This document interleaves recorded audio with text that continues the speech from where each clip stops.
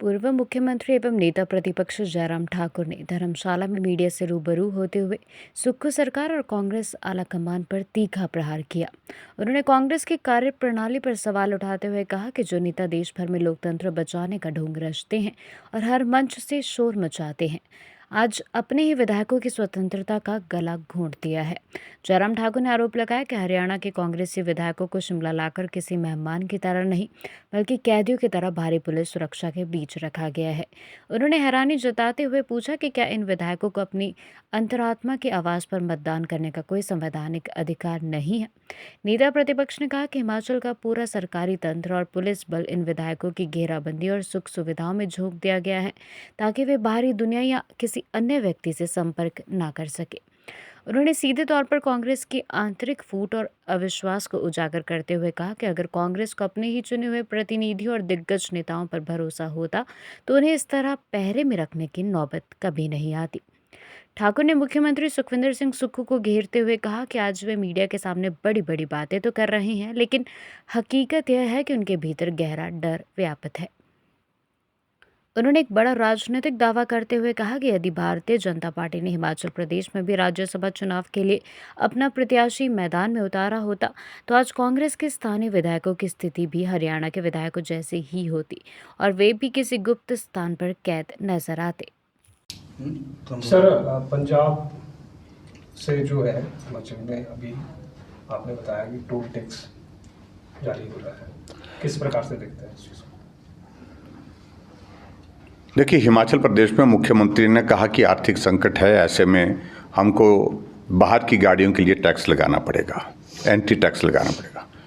और उसका परिणाम ये है कि अब पंजाब ने भी शायद घोषणा कर दी, उनके फाइनेंस मिनिस्टर्स ने जो विधानसभा के अंदर कहा है कि अगर हिमाचल टैक्स लगाता है 70 रुपये से 170 रुपये कर दिया है, और ऐसे में पंजाब भी हिमाचल की गाड़ियों पर एंटी टैक्स लगाएगा। अगर एंटी टैक्स हिमाचल की गाड़ियों पर पंजाब लगाता है तो हिमाचल के लोगों के लिए बहुत बड़ी कठिनाई होगी, क्योंकि हमको हरियाणा जाना है तो भी पंजाब से होकर के जाते हैं, हम दिल्ली जाते हैं तो भी पंजाब आता है, हम जम्मू कश्मीर जाते हैं तो भी पंजाब आता है, उत्तराखंड जाते हैं तो भी पंजाब का इलाके से कुछ जगह ऐसी स्थिति आती है। तो कई जगह हिमाचल प्रदेश के लोगों को बहुत बड़ी कठिनाई। और दूसरी मैंने बात कही थी कि जैसे ऊना और जो हमारा बॉर्डर का इलाका है, कांगड़ा का इलाका है, जो पंजाब के साथ लगता है, जहाँ रिश्तेदारियाँ पंजाब के साथ हैं, जहाँ रिश्तेदारी में आना जाना सुबह शाम का होता है, वहाँ के लोगों के लिए बहुत बड़ी कठिनाई हो गई है। तो इसलिए ये संकट और ज़्यादा बढ़ता दिख रहा है। एक तो पड़ोसी प्रदेश के साथ कॉन्फ्लिक्ट, और दूसरा हमारे हिमाचल के लोगों के लिए आने जाने में जो कठिनाई होगी उसके कारण उनको बहुत बड़ी परेशानी का सामना करना पड़ेगा। और मुख्यमंत्री को इन सारी चीज़ों को लेकर के विचार करना चाहिए। हिमाचल के लोगों को पंजाब में जाने के लिए अगर टैक्स लग गया तो हिमाचल के लोग बहुत परेशान होंगे।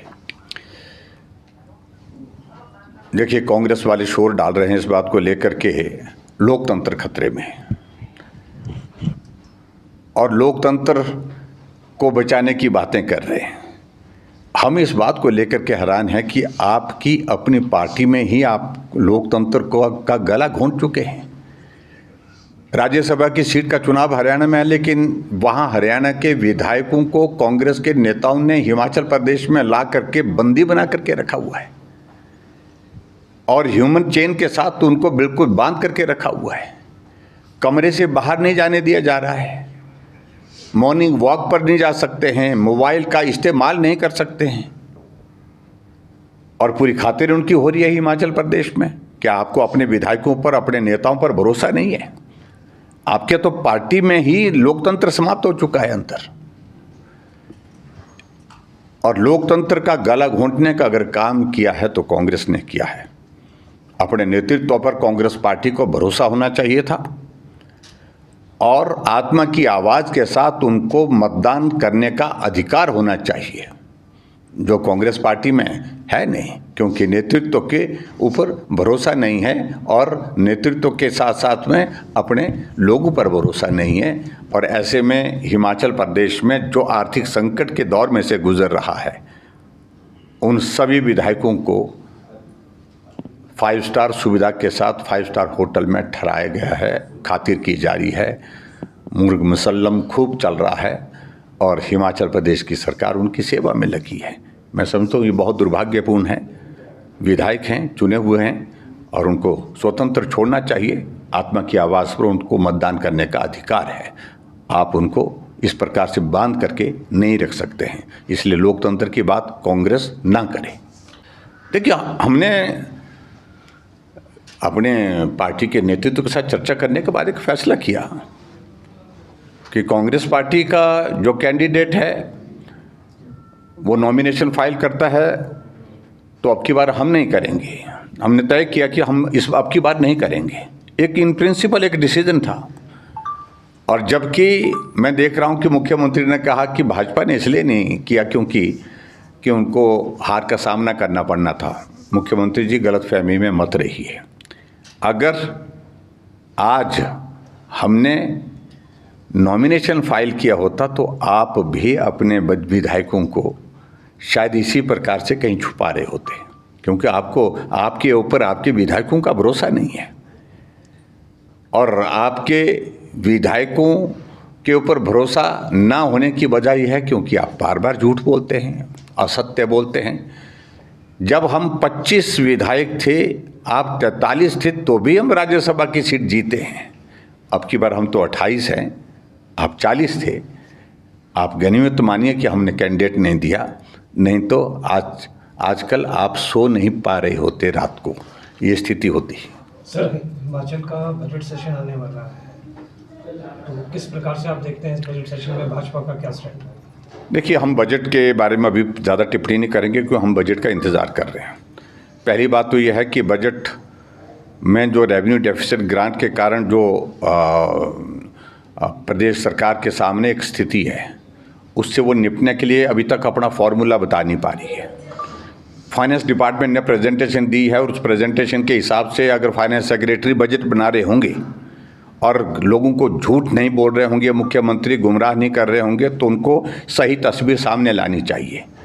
जो फाइनेंस सेक्रेटरी ने प्रेजेंटेशन ऑल पार्टी मीटिंग में दी है, उसमें उन्होंने कहा कि हम डीए कर्मचारियों को नहीं दे पाएंगे, हम एरियर कर्मचारियों का नहीं दे पाएंगे, हम सब्सिडी जितना भी देते हैं सारी की सारी सब्सिडी विड्रॉ करनी पड़ेगी। उन्होंने ये भी कहा कि आने वाले समय में नौकरियां देना संभव नहीं होगा। उन्होंने आने वाले समय में ये भी कहा कि डेवलपमेंट के सारे काम हमको बंद करने पड़ेंगे। उसके बाद उन्होंने ये भी कहा पीडब्ल्यूडी आईपीएच का मोर देन 2000 करोड़ रुपए की लायबिलिटी हम क्लियर नहीं कर पाएंगे। उसके बाद उन्होंने ये भी कहा कि सुप्रीम कोर्ट की 1000 करोड़ रुपए की जो लायबिलिटी हाई कोर्ट और सुप्रीम कोर्ट की जो जजमेंट्स के कारण जो लायबिलिटी क्रिएट हुई है, that is also more than 1000 crore, उसको भी हम क्लियर नहीं कर पाएंगे। और अभिप्राय ये है कि बजट में कुछ करने लायक अब की बार है ही नहीं। सिर्फ और सिर्फ विकास के लिए तो पैसा है ही नहीं, सिर्फ कर्मचारियों की सैलरी, पेंशनर्स की पेंशन ये देने की स्थिति हो पाए तो भी बड़ी बात है। और उन्हें ये भी कहा कि ओल्ड एज पेंशन जो 60 साल का स्लैब किया है 60, इसको हमको 60 ईयर्स के बाद हमको इसको रिव्यू करना पड़ेगा, यानी कि वो भी पेंशन बंद करनी है। उन्होंने कहा हिम केयर का पैसा हम नहीं दे पाएंगे, उन्होंने कहा कि सारा योजना का पैसा हम नहीं दे पाएंगे। तो आखिरकार जब फाइनेंस सेक्रेटरी ने जब प्रेजेंटेशन बजट प्रस्तुत होने से पहले हमारे सामने दे दी है, तो उसके बाद बचा क्या रहता है? जो लास्ट में उन्होंने कंक्लूड किया कि अगर हम सब कुछ बंद कर, सब्सिडी बंद, एरियर बंद, डीए बंद, सब कुछ, नौकरी पर प्रतिबंध, विकास कार्य ठप, उसके बाद भी हमारा मोर देन 6000 करोड़ रुपीस का गैप रहता है। ये बजट की पूरी, अभी बजट प्रस्तुत करना उन्हें, लेकिन बजट की पूरी तफसील मैंने आपके सामने डिटेल आपके सामने रख दी। बहुत दुर्भाग्यपूर्ण परिस्थिति है हिमाचल प्रदेश की। जो आर्थिक संकट हमारे सामने जिस प्रकार का है, इस संकट से बाहर निकालने के लिए सरकार अभी तक कोई विजन प्रस्तुत नहीं कर रही है। लेकिन हैरानी की बात यह है कि मुख्यमंत्री फाइनेंस सेक्रेटरी के प्रेजेंटेशन के बाद कहते हैं कि फाइनेंस सेक्रेटरी ने तो आंकड़े आपके सामने, फैसला तो हमको लेना है। अरे फैसला तो तब ले पाएंगे जब आपके पास पैसा होगा। क्या फैसला लेंगे आप? क्या निर्णय करेंगे आप? कुछ भी निर्णय करने की स्थिति में नहीं है। सिर्फ राजनीतिक पॉलिटिकल गिमिक्स के हिसाब से ही मुख्यमंत्री सारी चीज़ें करते हैं। और मैं इस बात को मैं ज़रूर कहना चाहता हूँ, प्रदेश की जो आर्थिक स्थिति के लिए दोषी न पिछली सरकार है, ना ही पीछे जो जितनी सरकारें रही हैं उन सब सरकारों के ऊपर थोड़ा जो है दायित्व बनता है। और उस दायित्व के बाद सबसे बड़ा दायित्व बनता था जो वर्तमान जो हिमाचल प्रदेश में सरकार चला रहे हैं उनका। जब उनको मालूम पड़ रहा है कि अब आने वाले समय में रास्ता बिल्कुल बंद है, तो समय पर कदम उठाते। 3.5 वर्ष के कार्यकाल में जो है वो जश्न मनाते रहे। 3.5 वर्ष में जो है वो पूरे प्रदेश भर में CPS की फौज बना करके दनाते रहे, फिजूल खर्ची पर रोक लगाई नहीं। और अब आज उनके सामने जो संकट है उस संकट से बाहर निकलना मुख्यमंत्री की बस की बात नहीं है। विजनलेस मुख्यमंत्री आज तक के इतिहास में, जहां चारों तरफ आपदा के कारण बर्बादी और उसके बाद अपरिपक्व फैसलों के कारण प्रदेश के सामने बर्बादी